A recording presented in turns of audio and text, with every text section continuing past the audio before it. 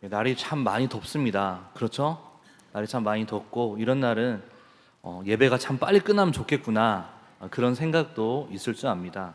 너무 걱정하시기 마십시오. 저는 뭐 설교를 그렇게 길게 하는 편이 아니기 때문에 걱정하지 마시고, 우리가 이 시간 우리 옆에 있는 분에게 한마디씩 하면 좋을 것 같습니다. 어떤 말을 할 거냐면, 우리의 문제 앞에 두려워하지 말고 믿으시기 바랍니다. 한번 하시기 바랍니다.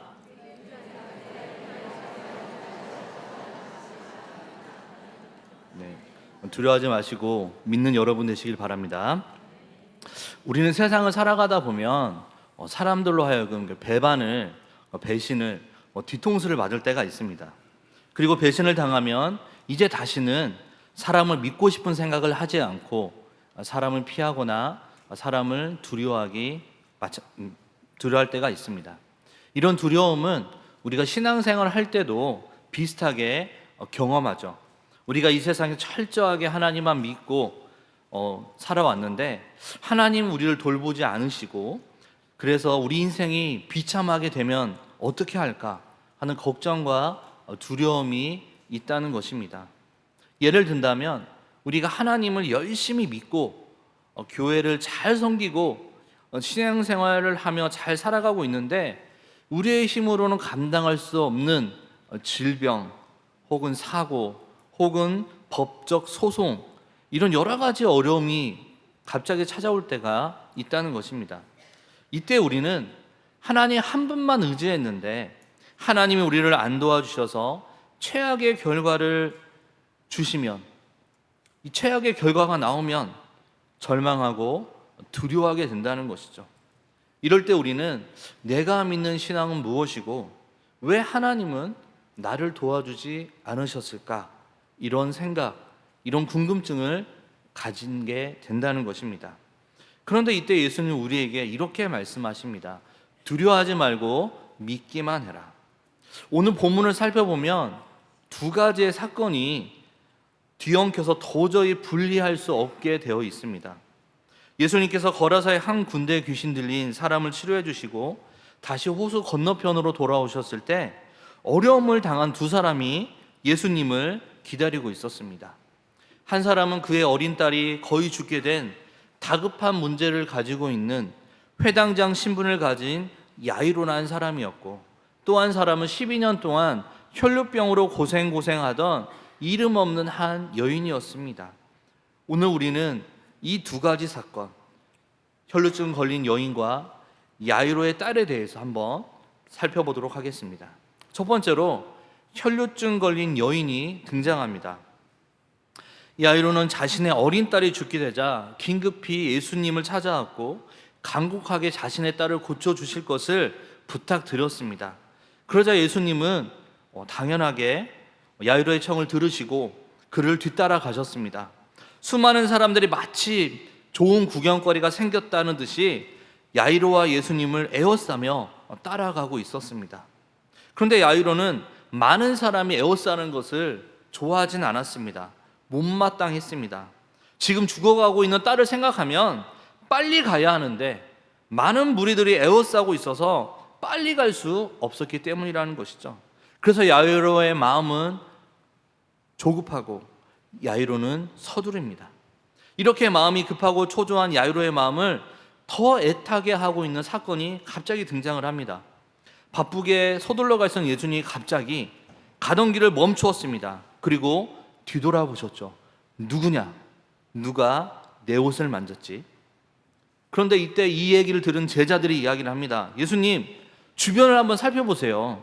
이렇게 사람이 많은데 예수님의 옷을 만진 사람이 한두 명이겠습니까? 그러자 예수님은 많은 사람의 만짐보다 단 한 사람의 만짐에 집중하십니다. 누구지? 누가 내 옷을 만졌지? 다시 한번 물으십니다. 무리들이 한참 웅성웅성 되는 동안 갑자기 한 여인이 예수님 앞에 나왔습니다. 그리고 자신이 예수님의 옷을 만졌다라고 이야기를 합니다. 그는 자신이 어떤 사람인지, 왜 옷을 만지게 되었는지, 옷을 만지자 자신에게 어떠한 변화가 있었는지 설명했습니다. 그런데 이 와중에 야이로의 속은 찾으러 갑니다. 지금 곧 죽어가는 딸아이가 집에 누워있는데 늦게 가면 죽을지도 모르는데 빨리 서둘러 가도 시원찮을 판에 예수님은 한 여인과 이야기를 나누느라 시간을 많이 지체하고 계십니다. 지금 당장 죽음이 임박한 딸을 고치기 위해 예수님을 찾아온 야이로에게 혈루증 걸린 여인의 등장은 그리 반가운 일이 아니었을 것입니다. 예수님과 혈루증 걸린 여인이 이야기를 나누는 그 사이 야이로의 집에서 사람이 찾아옵니다. 설마 했던 소식, 자신의 딸의 사망 소식을 전해주러 온 사람이었습니다. 이 소식을 들은 야이로의 마음은 어땠을까요? 예수님이 조금만 서두르셨다면, 길거리에서 이 여인을 만나지만 않았더라면 내 딸이 죽지 않았을지도 몰라. 예수님이 조금만 서두르셨다면 내 딸은 죽지 않았을 거야. 야이로의 마음속에 올라오는 불안과 두려움과 낙심과 좌절의 감정, 그리고 분노와 원망의 감정들이 들끓어 오르는 것을 주체할 수 없었을 것입니다. 야이로는 예수님께 한 가지 기대와 소망을 가지고 어려운 발걸음을 내딛고 달려왔습니다. 예수님께만 간다면 내 딸은 고침받을 거야. 지금 죽어가는 내 딸을 고칠 수 있는 분은 저 사람밖에 없어. 그런데 예수님이 자기 딸에게 가기도 전에 딸은 그만 죽고 말았습니다. 예수님이 딸을 만나면 고침받을 줄 알았는데 자기 딸이 죽었다는 소식을 들은 야이로의 심정은 과연 어땠을까요? 우리 중에도 이와 같은 경험을 하는 사람들이 많이 있을 것입니다. 우리 문제를 빨리 해결하고 싶은데 어떻게 해야 할지 몰라 마음이 조급하고 초조한 사람들이 있을 것입니다. 아니면 오랫동안 한 가지 기도의 제목을 가지고 기도해왔지만 여전히 그 기도가 응답되지 않는 것을 보고 애가 타거나 예수님에 대한 실망이 있거나 하는 사람들도 있을 줄 압니다. 야이로가 그랬듯이 예수님은 우리의 문제 앞에서 우리가 원하는 속도만큼 빠르게 달려와 주시지 않을 때가 있다는 것이죠. 야이로처럼 바쁘고 빠른 걸음으로 예수님의 옷깃을 잡으며 예수님 서둘러 주세요. 시간이 없어요. 빨리 좀 와서 고쳐주세요. 어서요. 그런데 예수님은 우리가 아무리 이야기를 해도 천천히 느긋하게 오십니다. 오시다가 딴 사람을 고쳐주시기도 하고 다른 사람과 만나 이야기를 나누기도 하고 더디 오시는 예수님 때문에 더디 응답되는 문제 때문에 우리는 더욱 불안하고 초조하고 마음이 더 조급해진다는 것이죠. 야이로는 예수님의 지체하신 분으로 인해 더 큰 두려움과 불안, 초조와 낙심, 원망을 만나야 했습니다. 왜 예수님은 야이로에게 지체하셨을까요? 왜 예수님은 야이로의 급한 마음을 헤아리지 않으시고 혈루증 걸린 여인을 고쳐주시고 그녀와 대화를 나누시다가 야이로의 딸이 죽도록 내버려 두셨을까요? 효율적으로 생각해 보면 지금 빨리 가서 이 딸을 고쳐주는 게 우리의 생각에는 맞습니다. 이 딸부터 살려놓고 혈루증 걸린 여인을 나중에 고쳐주시거나 이 여인과 이야기를 나누어도 충분합니다. 그런데 예수님은 그렇게 하지 않았다는 거죠. 야이로의 애간장을 녹이시고 더 답답하고 더 두렵고 더 불안하게 야이로를 만드신 것입니다. 예수님께 나올 때 많은 사람들은요, 즉각적인 응답, 즉각적인 반응을 기대합니다. 그래, 그거 내가 들어줄게. 이건 아니야. 우린 그걸 원합니다. 왜요? 우리가 살고 있는 시대는 그런 시대라는 것이죠. 스피드, 속도의 시대입니다. 인터넷 속도가 느린 것 참지 못하죠. 사람들이 굼뜨게 일하는 것 참지 못합니다. 빠른 결론, 신속한 답변, 로켓 배송을 우리는 원한다는 것이죠. 그래서 예수님께도 똑같다는 거예요. 로켓같이 빠른 은혜, 즉각적인 은혜와 응답 주시기를 우리는 기대한다는 것입니다. 하지만 예수님은 우리의 기대와 다르게 찾아오세요. 더디 오시고 오시다가 다른 데 들리시고 다른 사람과 만나다 한참 뒤에 오십니다. 예수님의 이러한 지체하신 덕분에 기다리는 우리는 이전보다 더 큰 불안과 두려움에 처하게 된다는 것이죠. 왜 예수님은 무엇 때문에 그렇게 우리 문제를 빨리 해결해 주지 않으실까요? 그래서 우리 속에 두려움과 불안이 생기게 하시는 걸까요? 사랑하는 여러분, 인간은요 늘 자신의 불안과 두려움을 인식해 왔습니다. 실존주의 철학자들은 인간 안에 있는 실존적 불안에 대해 깊은 성찰을 해왔습니다. 인간은 던져진 존재로 늘 깊은 불안과 두려움을 가지고 살아간다는 것이죠. 그래서 이 불안과 두려움을 잊어버리기 위해서 애를 쓴다는 거예요. 또 즐거운 오락거리, 유흥과 레저로 두려움과 불안을 잠재기 위해 애쓴다는 것이죠. 술을 마시거나 영화를 통해, 드라마를 통해, 사람들과의 만남을 통해 우리 안에 있는 불안을, 두려움을 잠재우려 한다는 것입니다. 그러나 예수님은요, 오히려 우리 안에 있는 두려움과 불안을 감추지 않으신다는 거예요. 도리어 우리의 불안을 들쑤시고 우리의 두려움을 들춰내십니다. 불안과 두려움을 회피하고 부정하고 그 불안과 두려움으로부터 도망가고자 하는 우리 앞에 불안과 두려움을 만날 수밖에 없는 환경에 처하게 하신다라는 것이죠. 근데 여러분, 꼭 두려움과 불안이 나쁘다고 말할 수 없습니다. 두려움과 불안을 가지고 숨고 회피하고 도망가는 것이 더 나쁘다라는 것이죠. 그러나 그 두려움과 불안 때문에 더 예수님께 나아가려고 한다면 그 불안과 두려움은 도리어 우리에게 유익이 된다는 거예요. 그래서 오늘 본문에서 예수님은 야이로의 두려움을 더 자극하셨습니다.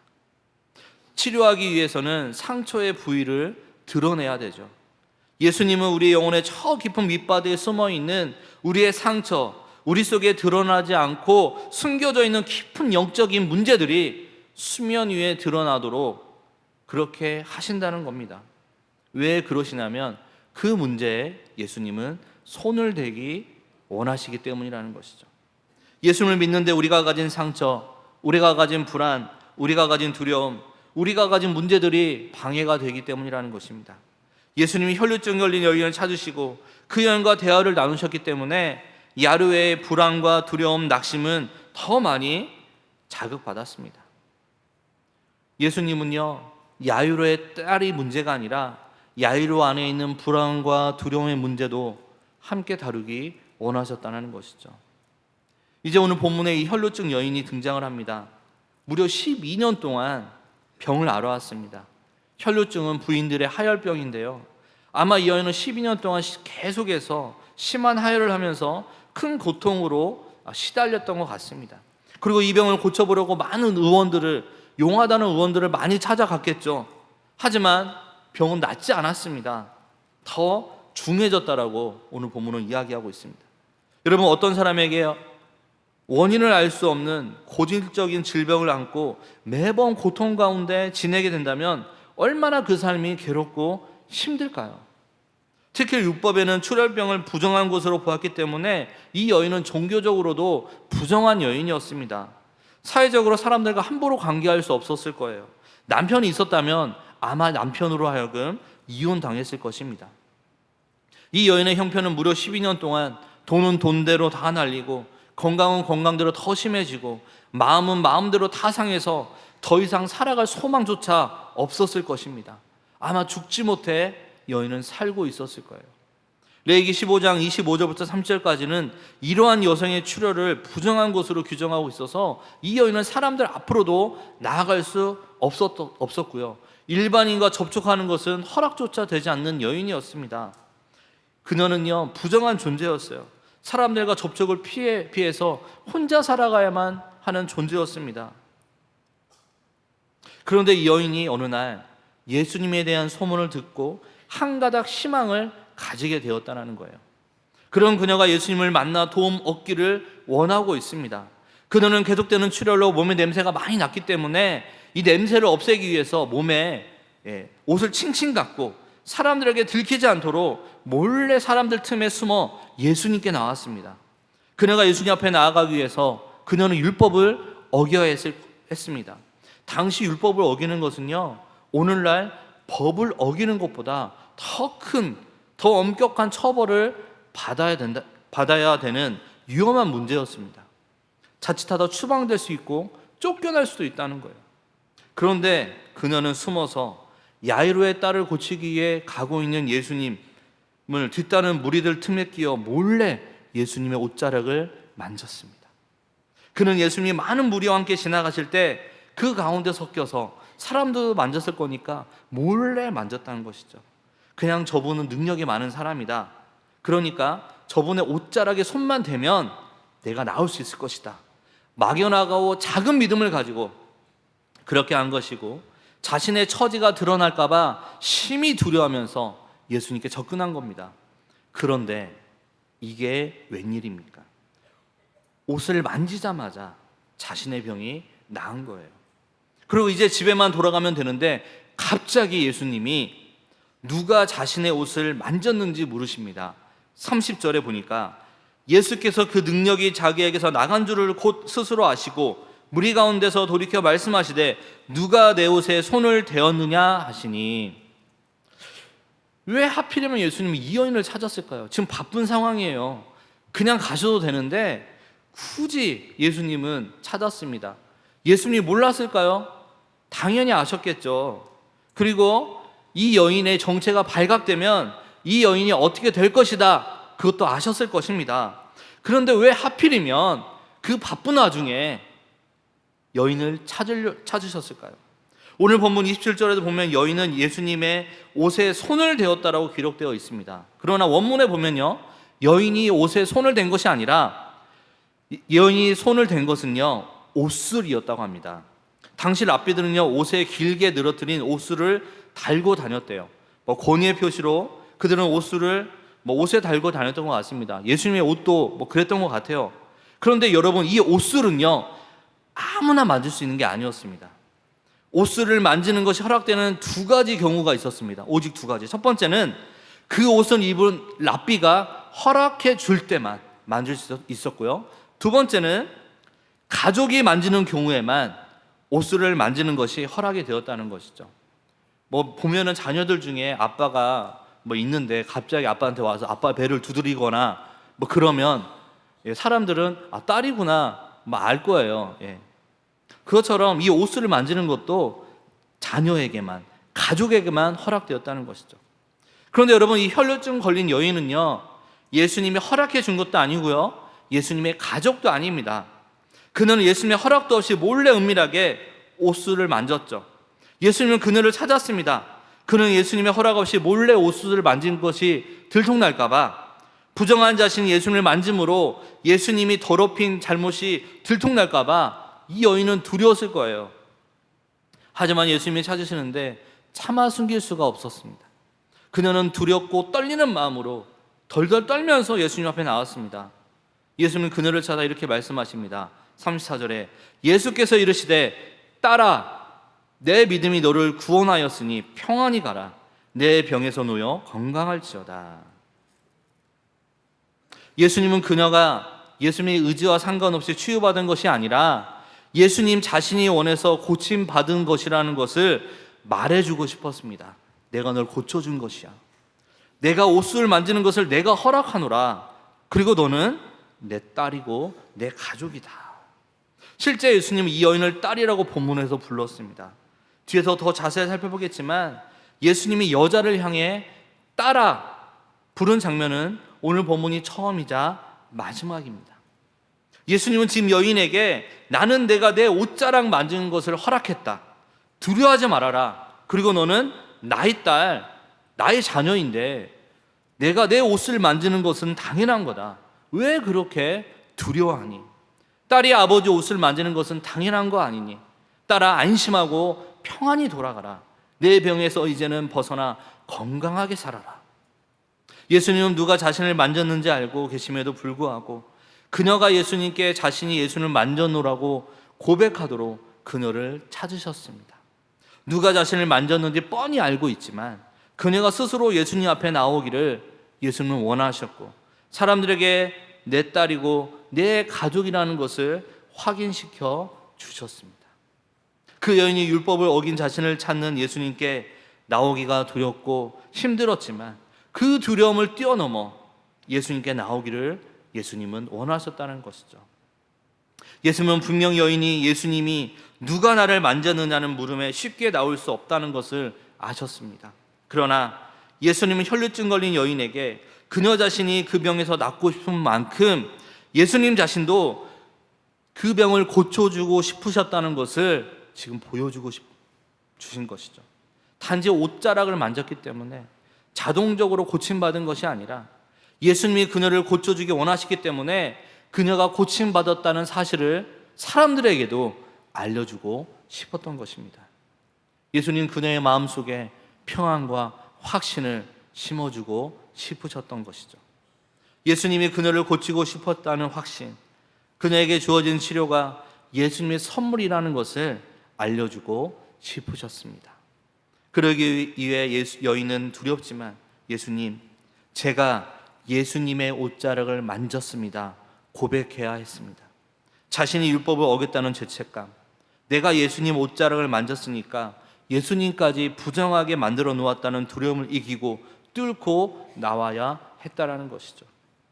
사랑하는 여러분, 우리 역시 예수님께 나오려면 반드시 우리 속에 있는 이 두려움을 이기고 뚫고 나와야 된다는 것입니다. 옷자락만 만지면 안 된다는 거예요. 예수님께 믿음을 가지고 용기를 내서 예수님께 나아가야 된다는 것이죠. 이제 두 번째로 야이로의 딸에 대해 살펴보겠습니다. 오늘 본문은 신기하게도 야이로의 딸에 대한 이야기로 시작되어 야이로의 딸 이야기로 끝맺음을 합니다. 그리고 이 이야기 속에 혈루증 걸린 여인의 이야기가 삽입되어 있습니다. 두 이야기가 마치 하나의 이야기인 듯 두 이야기를 하나로 포개해 놓은 것이죠. 두 이야기이지만 하나의 이야기인 것처럼 그렇게 배열해 놓은 거예요. 왜 두 이야기가 하나의 이야기인 것처럼 그렇게 야이로의 딸 이야기 속에 혈루증 걸린 여인의 이야기를 넣었을까요? 오늘 본문에 등장하는 혈루증 걸린 여인과 야이로의 딸은요, 유사점이 있어요. 먼저 혈루증 걸린 여인은 오늘 본문 25절에서 12년 동안 병을 앓았다라고 이야기합니다. 그런데 야이로의 딸은 34절에서 12살이 되었다라고 말하고 있습니다. 즉 12라는 숫자를 통해 이 두 사람이 연결되어 있다는 것이죠. 예수님은 혈루증 걸린 여인이 옷자락을 만지고 난 후 그녀를 찾았습니다. 그리고 예수님 앞에 나온 여인을 향해 이런 호칭을 썼습니다. 34절에 딸아, 내 믿음이 너를 구원하였다. 앞에서 말했듯이 예수님이 복음서에서 여자를 향해 딸아라고 부르는 것은 오늘 본문이 처음이자 마지막입니다. 한 번도 예수님은 여자를 향해 딸이라는 호칭을 쓴 적이 없습니다. 그런데 오늘 본문 등장하는 혈루증 걸린 여인을 향해 딸이라는 호칭을 사용했습니다. 왜, 무엇 때문에 굳이 딸이라고 하셨을까요? 지금 예수님은 야이로의 딸을 고치러 가는 중입니다. 그리고 예수님은 혈루증 걸린 여인 때문에 지체하셨습니다. 야이로는 이 문제 때문에 상당히 힘들었습니다. 그러나 예수님은 야이로가 자신의 딸을 고치고 싶은 마음이 간절했던 것만큼 이 여인, 혈루증 걸린 여인을 너무 고치고 싶었다는 것이죠. 야이로에게 자신의 딸이 소중하듯이 예수님에게도 이 여인도 자신의 딸이라는 것을 야이로에게 보여주고 계십니다.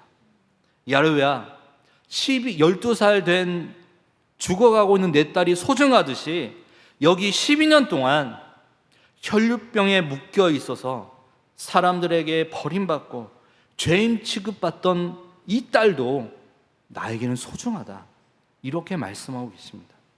아비된 심정으로 달려온 야이로에게 예수님 역시 그런 아비의 마음으로 이 여인을 치유했다라고 말씀하고 있는 거예요. 딸을 고치고 싶은 야이로의 마음, 그래서 애타게 예수님을 찾고 어서 빨리 집으로 달려가서 딸을 고쳐주고 싶은 야이로의 그 마음이 혈루증 걸린 이 여인을 고쳐주고 싶은 예수님의 마음이라는 것을 우리에게 보여주고 계십니다. 예수님은 드디어 야이로의 집에 들어갑니다. 이미 사람들은 통곡하며 울며 장례식을 준비하고 있죠. 예수님은 우는 사람들에게 이렇게 말씀하십니다. 39절에 들어가서 그들에게 이르시되 너희가 어찌하여 떠들며 우느냐, 이 아이가 죽은 것이 아니라 잔다 하시니. 사람들은 비웃었죠. 죽은 사람을 향해 잔다? 이렇게 말한 예수님을 향해서 미쳤구나 생각했을 것입니다. 예수님은 소녀가 있는 곳으로 들어가셨습니다. 그리고 소녀를 향해 이렇게 말씀하십니다. 41절 그 아이의 손을 잡고 이르시되 달리다굼 하시니, 번역하면 곧 내가 내게 말하노니 소녀야 일어나라 하심이라. 이 달리다굼은요 아람어입니다. 신약 성경 헬라어로 기록이 되었는데 간혹 아람어가 등장하기도 해요. 에바다, 달리다굼, 엘리엘리 라마 사박다니, 이런 아람어가 간혹 성경에 등장합니다. 이 아람어는 당시 유대에 통용되던 유대인들의 일상 언어였어요. 성경은 헬라어로 기록되어 있었지만 유대 사람들이 그 당시에 쓰는 언어는 아람어였습니다. 당시 달리다굼이라는 말은요, 유대에서 부모가 잠들어 있는 아이를 깨울 때 쓰는 단어가 달리다굼이었어요. 흔한 표현이었다는 것이죠.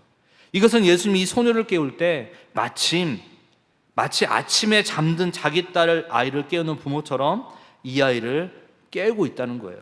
부흥사처럼 달리다굼, 이게 아니라 달리다굼, 아주 사랑스럽게 하셨다는 것이죠. 아가, 일어나야지. 그만 자고 일어나렴. 예수님은 소녀를 사랑스러운 눈으로 바라보면서 아이의 머리를 쓰다듬으며 말씀하십니다.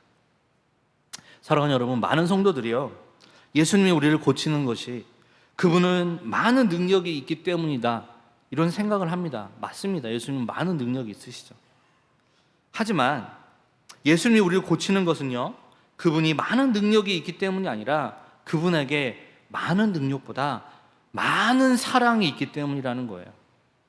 그분이 많은 은사와 능력으로 우리를 고치는 것이 아니라 그분의 인자와 긍휼과 자비와 사랑이 우리를 고친다라는 거예요. 그분은 아비와 어머니의 심정으로 자녀를 바라보는 사랑스럽고 그윽한 눈빛으로 그 자녀를 바라보시며 우리 머리를 쓰다듬으시며 그동안 많이 힘들었지, 많이 아팠지, 우리의 이름을 부르시고 우리를 고치시고 치료하시고 문제를 해결해 준다는 것입니다.